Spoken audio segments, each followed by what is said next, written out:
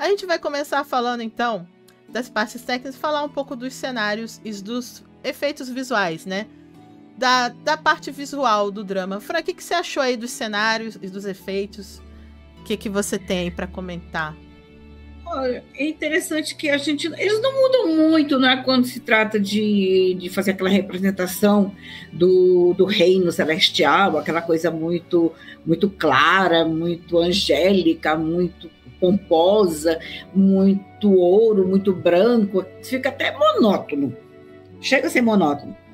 Em contrapartida com a realidade demoníaca, sempre muito preto, deserto, tudo muito escuro, muito vermelho. E eles não fogem disso, não fogem dessas duas características, luz e sombra. Tudo bem? Até as roupas, luz e sombra. Mas, pô, isso é cansativo, sério, eu acho. Podia botar alguma coisa, fazer mas eu acho que não tem como sair, porque faz parte da característica da mitologia, né? Isso eu acho que não tem como mudar. Poxa, vez por outra eles podiam colocar uma coisinha naquele branco, ou clarear mais o preto, alguma coisa, e dizer assim, estou evoluindo. Apesar de eu ser um demônio, eu quero a luz, porque todo demônio busca a luz. Né? Todo ser celestial não vai buscar a escuridão, mas todo ser demoníaco vai buscar a luz. É isso que eu quero falar sempre, que poderia dar uma mudada disso, de buscar a luz. Como o próprio personagem do Luke Shen, ele procura a luz. Ele está no reino demoníaco, mas ele procura a luz. Eu gosto dessa questão da diferenciação que eles fazem da raça. Isso não me incomoda. E assim, eu fui ver um pouco de Ashes of Love para comparar, para procurar aqueles easter eggs que eu falei, né? Aquelas comparações, aquelas semelhanças. A gente pode achar, no geral, que é bem parecido, mas tá bem diferente. Sabe? Eu que fui lá olhar, eu achei... A princípio eu achei, por exemplo, o Reino Celestial lá, o trono. Eu falei, eu acho que é bem parecido com o que tinha em Ashes of Love. Mas aí eu fui lá, Ashes é totalmente diferente. As cores são totalmente outras. Lá em Ashes of Love, como é tudo muito voltado pro Fênix, é tudo muito dourado, muito fogo. Aqui não, é tudo muito azul e branco, porque eles estão voltados mais para as estrelas, para a noite. Por isso que eu te falei que eu achava que a Stereo Love tem mais a ver com o Fada Peixe, que era o Senhor da Noite. Eles basearam mais no castelo. Você vê que aqui é tudo muito parecido com a morada que o Fada Peixe vivia solitário. É tudo muito naquele tom do Fada Peixe. Até os hologramas, né? Até Sim. O holograma do bichinho dele lá, do pet dele. E toda aquela... o viadinho. E toda a decoração da nuvem. Então, por mais que, assim, a princípio eu também achava que lembrava muito, quando eu fui olhar eu vi que tinha pouca semelhança. Porque lá era tudo muito voltado para a questão do fogo, por causa da questão do Fênix. Então, era tudo muito dourado. Aqui não, é tudo muito azul, sabe? Azul e prata. Azul e prata. Então, eu achei que, na verdade, até teve um diferencial em relação ao Ashes of Love.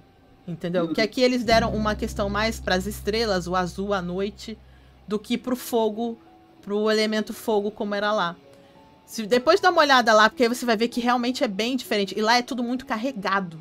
Aí, quando eu fui olhar, eu vi essa diferença. Carregado no sentido... Mas tem uma outra característica aí também, que o Fada Peixe está também ligado ao elemento água. Tanto é que ele vivia dentro da água. Com a mãe dele, eles viviam dentro d'água, submerso. Ele é um dragão, ele está dentro do ambiente aquoso.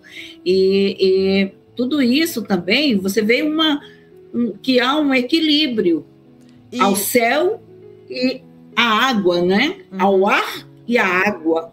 E há esse equilíbrio como fogo e terra. Sim. O fogo e terra, porque a água apaga o fogo. Então, fogo e terra, água e ar. Há um equilíbrio disso também. E no pessoal dos demônios, digamos assim, né? Aqui chamam de vazio. Em Ashes of Love, ele é todo preto e verde. Aqui é todo preto e roxo. Sabe? Então eles tiveram esse cuidado de diferenciar essas cores. Porque eu fui fazer essa relação, eu fui lá ver, pra realmente ver a semelhança. Tudo no inferno ali, vamos dizer assim, no mundo dos demônios, em Ashes of Love, é preto e verde, preto e verde, preto e verde. Um verde escuro. Aqui não, eles não usam eles nunca utilizam a cor verde. É tudo sempre muito puxado pro roxo. Então, eu acho que no fundo eles tiveram essa preocupação de parecer, mas não ser totalmente igual. Sabe? Tia, o que você acha aí dos efeitos e dos cenários? Comenta aí pra gente. Então, eu acho que modernizou muito os efeitos. Muito, muito, muito, muito, muito efeito. Tem umas cenas assim de efeitos muito legais. O céu ficou mais celestial, ficou até um pouco meio game, né? Mas sim. Modernizou muito. Lá em Ashes, por exemplo, quando chega aquele demônio que luta lá no portão do Celestial, você vê que o efeito ainda é mais mecânico, mais pobre. Aqui, as trocas dos sedãs, todo aquele efeito para trocar as noivas, as próprias escadas para subir nos sedãs, a chegada no céu. Então, é muito rico em efeito visual. Eu achei eles muito bonitos, muito bonitos. A travessia da ponte. Então, eu achei que os efeitos visuais foram muito bonitos. Eu gostei muito. Solange, e você? O que você acha? Comenta aí para nós. Eu fiquei impressionada, que cada vez que a gente assiste está mais evoluído. E se eu não me engano, no bastidor, eu vi até eles mesmos comentarem que ficaram impressionados quando sai editado, né? Uhum. Porque você olha ali, tá bem eles filmam em tela verde, né? E quando eles verem, deve ser uma surpresa, né, Solange? Eu também acho que eles devem. Se eu não me engano, eu vi eles comentarem, mas ficou muito bom, muito bom. Eu acho que, assim, como a tia falou, sempre tem um visual meio game, sim, porque a gente sabe que esses efeitos visuais dos dramas chineses têm sendo feitos por empresas de videogame, mas que fica bonito nessa questão do celestial, da coisa da fantasia, combina, né? Acaba combinando. Fica um negócio que ficou muito bonito em Amor entre Fado e Diabo, ficou muito bonito aqui. E eu acho que, por exemplo, a Terra das Bestas que tá aparecendo aqui agora é bem diferente, já é mais puxada pro vermelho, né? Com aquelas coisas dos bambus, né? Que aquilo é tipo um bambu, né? Gigante, né? Que eles quiseram representar. E eles foram criativos nessa parte. Eu acho que eu acho os cenários aqui também muito mais amplos e vazios. Não sei se vocês tiveram essa sensação. Porque eu tava falando, eu fui ver Ashes of Love, os ambientes são todos muito cheios, assim, de móveis, de coisas. Aqui não, se você tá no quarto da Yantan, por exemplo, tem uma coisa no meio e muito espaço em volta vazio. Né? Você tem o salão lá do Império, tá ele no meio e muita coisa vazia em volta. Então, eu acho que eles deram uma modernizada e uma limpada a mais também. É mais limpo, sabe? Tem menos objetos, menos coisas. Isso comparando diretamente com o Ashes, né? E eu realmente tô cada vez mais encantada com os efeitos. Eu acho que em termos de qualidade de cor, aqui você vê uma superioridade. De uma das coisas que eu acho que esse drama supera Ashes é em efeitos visuais, até porque ele tem uma vantagem de ser mais recente, né? De ter uma data muito posterior. É lógico que ele vai ser muito melhor em termos de efeito do que Ashes, e realmente ele encanta. E uma coisa eu acho que eles colocaram aqui que não tinha em Ashes, que eu acho que é um adendo a mais, fica legal, é a questão das mandalas. Todas as magias, os efeitos, viram aquelas bolas, certo? Aquelas bolas de magia e faz aqueles desenhos. Isso não tinha muito em Ashes of Love. Essas bolas, esotericamente, elas são conhecidas como sigilos, cheio daqueles símbolos, tá? Uhum. Isso é chamado de sigilo dentro do estudo esotérico, do estudo mágico, chamam-se sigilos. E isso, eu não sei se vocês repararam, veio muito da época de Amor e Redenção. Primeiro que eu lembro que fazia isso era o Sufan. O Sufan, quando fazia a magia dele, ele desenhava um círculo, lembra?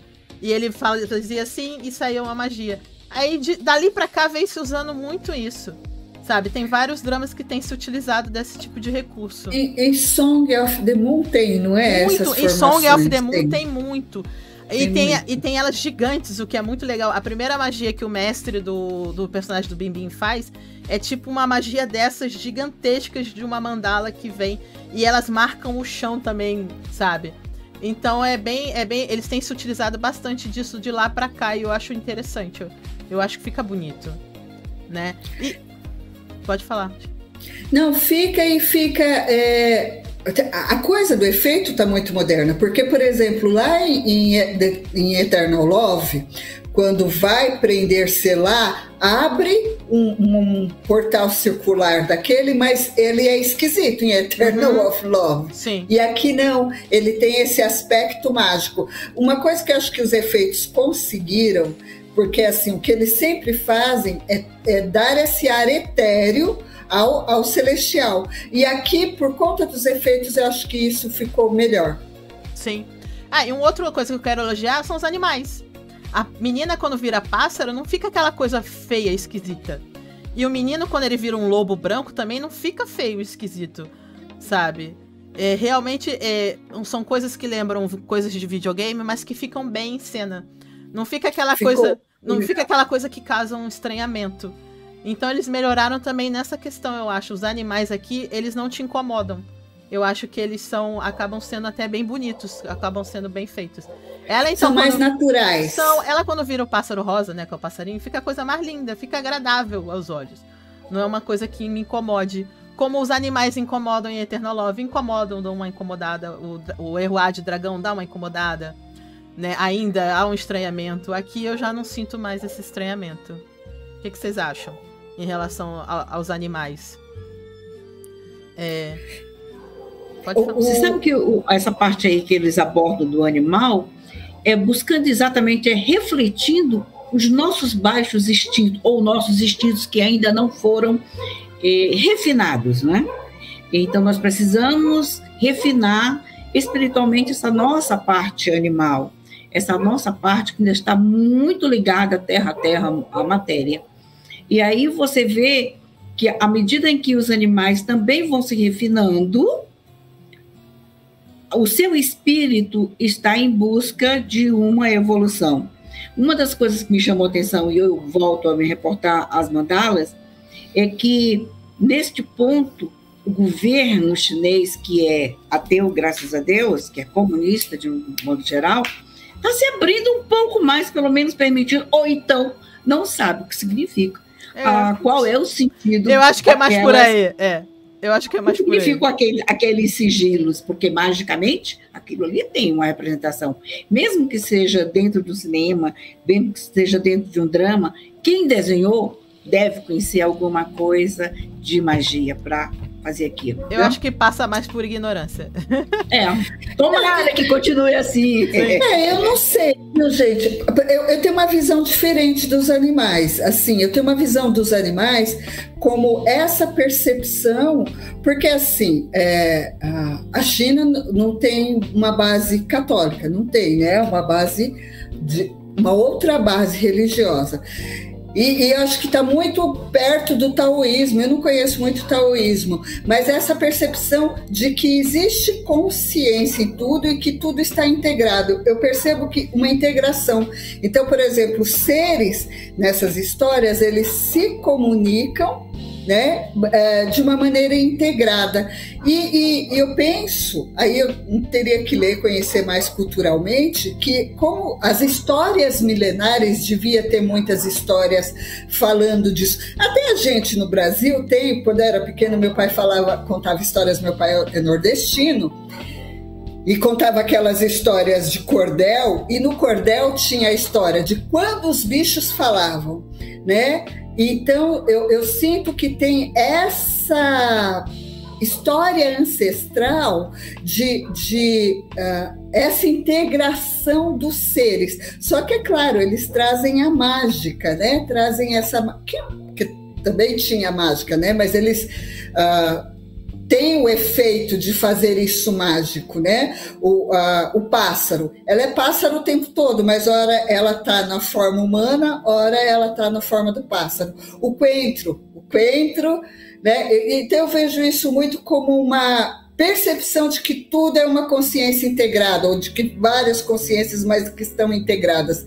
Eu acho legal. Não sei se acho que tem aquela licença poética em cima de uma história antiga. Não sei lá. Todos os seres têm consciência, né? Todos. É porque, na verdade... Independente de ser mineral, vegetal, hominal, todos eles têm consciência.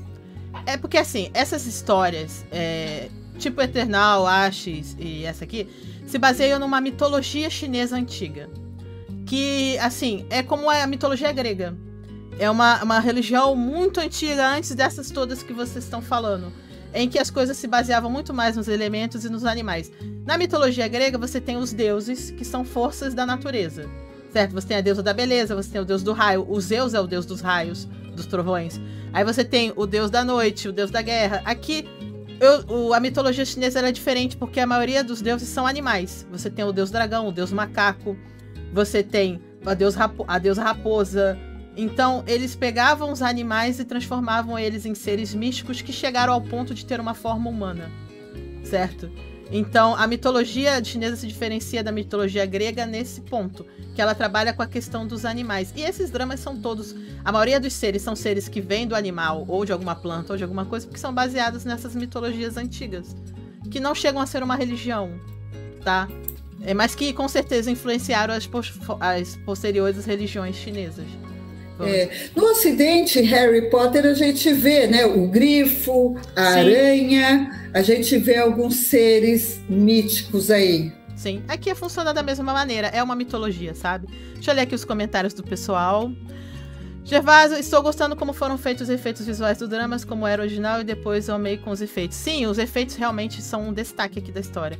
Eu particularmente gostei do cenário do Reino Vazio. Tem...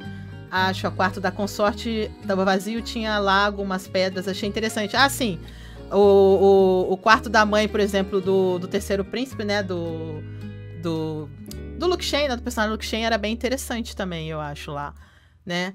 A Gilane ri muito na travessia da ponte, o tempo foi... É engraçado e bonito ao mesmo tempo foi bonito, com certeza. Eles conseguiram misturar um pouco de comédia com beleza, né? O tempo todo eles fazem essa relação. Alessandra, tudo no Reino Celestial, tudo clean. Pois é, os espaços são bem grandes, vazios, tudo muito limpo. A Solange já tá falando da voz aqui, a própria voz da credibilidade, a atuação. Legal, gente, é que eles mantiveram a voz do ator, né? Geralmente eles dublam. Depois eu vou falar sobre isso quando a gente for falar dele. O Gervásio, olha, como esse drama é uma continuação de Hades, provavelmente o contexto do Azul e as Estrelas foi deixado pelo Imperador, pode ser, eu pensei nisso, de aqui ser tudo baseado no que é do Fada Peixe, por ser uma continuação, poderia ser anos depois que ele foi um Imperador Celestial, então a decoração meio que ficou baseada em... Gente, até o lugar que o Império treina lembra muito o lugar que o Fada Peixe fica, que é uma árvore e um lago. Certo? É exatamente igual, a mesma coisa, a mesma estrutura, sabe? Que ele ficava lá sentado com o bichinho dele lá, contemplando a solidão dele. E aqui o personagem também contempla a solidão dele nesse mesmo lugar. Que ele é um lugar criado para ele viver em solidão, para ele se desprender de todos os sentimentos dele. E isso tem lá em Ashes of Love a mesma coisa. O Fada Peixe fica parado naquele lago o tempo todo sozinho. Tanto que quem interrompe essa solidão lá é quando a Jimin chega e começa a visitar ele ali naquele lago, ninguém visita ele, né? E o Fada Peixe ele precisa de um ambiente minimalista para poder a mente dele não ficar dispersa, né? Uhum. Ele precisa de algo que ele foque a atenção, o pensamento dele naquela disciplina, né? Que tá no cultivo dele. E você, Tia, o que você ia falar? A função do Fada Peixe era responsável pelos movimentos celestes. Sim, ele era o Senhor das Estrelas. E quando terminou Ashes of Love, terminou como ele sendo o rei, né? O imperador, o rei celestial, né? Com toda a encrenca que teve, mas ainda assim ele era o rei. Então, dá a entender mesmo que teve muitos milhares de anos, mas é uma continuação. Mas se vocês prestarem atenção, o Yukin, ele se torna aquele que é responsável pelo movimento das estrelas. Sim. Lembram? Que inclusive ele interfere lá naquele tio lá da Tan e modifica o destino dele quando ele muda a posição das estrelas. Uhum. Sim. Mudou. Quando ele retira um pedaço da estrela e dá para ela. Ele passou a ser o comandante, ele que regulava, ele que tinha que todos os dias verificar o andamento das estrelas. Aqui o protagonista é que faz o Senhor das Estrelas. É ele que ele faz a função que era do Fada Peixe. Que era do Fada Peixe, exatamente. Uhum. A Alessandra falando, com o efeito da ponte eu gostei, o lobo, o cão se transformando. Ficou bom, foi o que eu falei, os animais ficaram realmente bons. A transformação dela em pássaro e dele em lobo, não ficou uma coisa incômoda, ficou uma coisa até legal de ver, ficou interessante. Alessandra, naquela troca da carruagem das noivas, o efeito foi muito bom. É, toda a tempestade também que se cria, o redemoinho de vento que ele cria, todo o efeito ali naquela cena é muito bom. E o efeito que a gente vê e o efeito que a gente não percebe, que é tipo, os exércitos não tinha tudo aquilo de gente ali, a gente sabe que eles replicam aquilo em digital, né? Pra fazer o exército parecer maior do que ele é. Então toda aquela cena ali realmente, em termos de efeitos, é muito bom. O Gervásio falou que sim, os espaços são vazios, são... O limpo é tudo muito limpo, né? Tudo muito clean. Cristiane, os efeitos me lembram as galáxias, o próprio Gishi. O caos me lembra tipo um buraco negro que puxa as galáxias e as estrelas. Viajei aqui, mas me lembra mais galáxias. Sim, o caos lá no final, que tenta sugar tudo, realmente lembra um buraco negro do espaço, né? Que é tipo um redemoinho assim, preto com um olho no meio, né? E até você vê aquela coisa do olho sugando tudo, né? Ali no final. Realmente o caos lembra um buraco negro da galáxia mesmo, espacial. A imagem que a gente tem do buraco negro. A Gilane falando que a tecnologia evoluiu muito, por isso os efeitos estão melhores. Exatamente. E eles fizeram certo em passar a contratar as empresas de games, né? Para começar a fazer os efeitos. Realmente melhorou bastante toda essa questão.